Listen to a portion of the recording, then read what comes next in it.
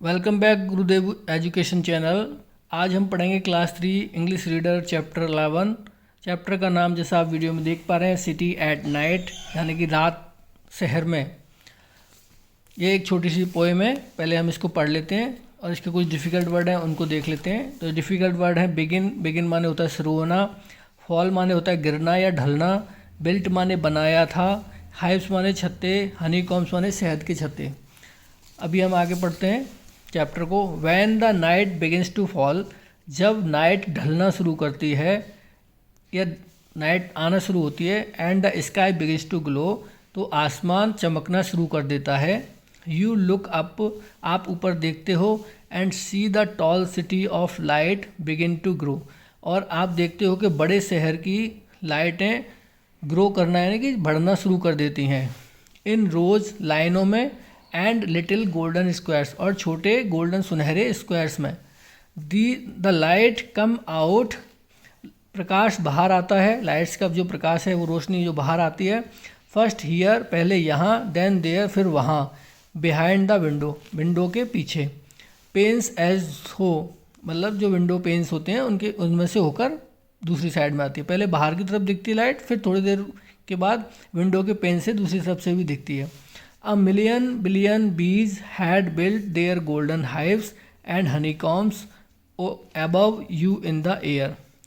तो ऐसा लगता है जैसे कि लाखों करोड़ों अरबों मधुमक्खियों ने अपने सुनहरे छत्ते बनाए हैं, एंड हनीकॉम्स, और अपने शहद से भरे हुए छत्ते बनाए हैं, above you in the air, जैसे हवा के ऊपर। तो इस चैप्टर में मोस्टली सिटी की लाइट्स के बारे में बात किया गया है। इस चैप्टर के अंदर भी आप देखेंगे तो 5 क्वेश्चंस हैं, वो क्वेश्चंस मैंने कवर किए हैं। तो एक बार क्वेश्चंस को देख लेते हैं। फर्स्ट क्वेश्चन है फर्स्ट नंबर क्वेश्चन है, why do you think that the sky begin to glow as the night fall.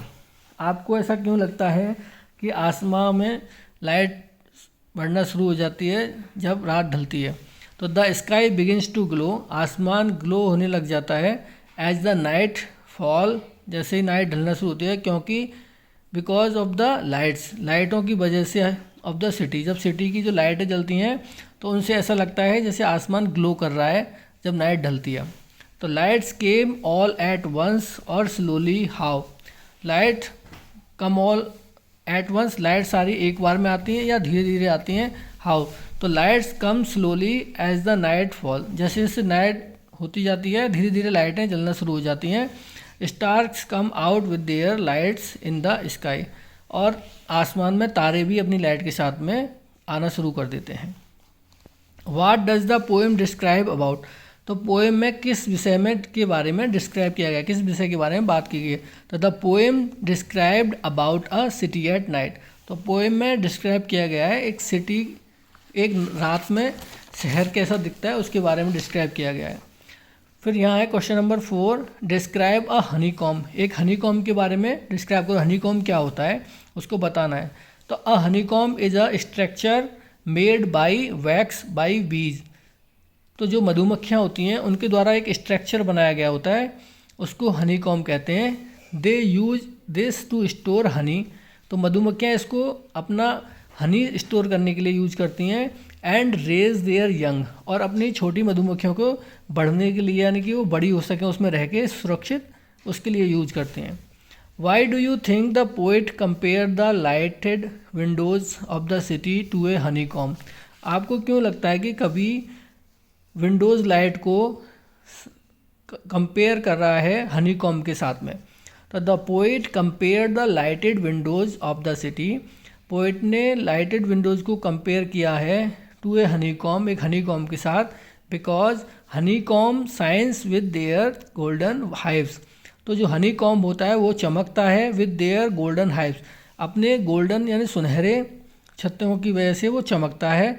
Like the lighted window of the city, जैसे कि लाइटेड विंडो सिटी की चमकती हैं उसी प्रकार से हनी कॉम्ब भी चमकता है, इसलिए उन दोनों को आपस में कंपेयर किया है। तो ये छोटा सा चैप्टर था, आई होप आपको समझ में आया होगा। अगर आपको अच्छा लगे हमारा वीडियो तो आप चैनल को सब्सक्राइब कर सकते हैं, लाइक कर सकते हैं, शेयर कर सकते हैं। हमारी वीडियो देखने के लिए थैंक यू। मिलते हैं नेक्स्ट वीडियो में, तब तक के लिए थैंक यू। जय श्री राम।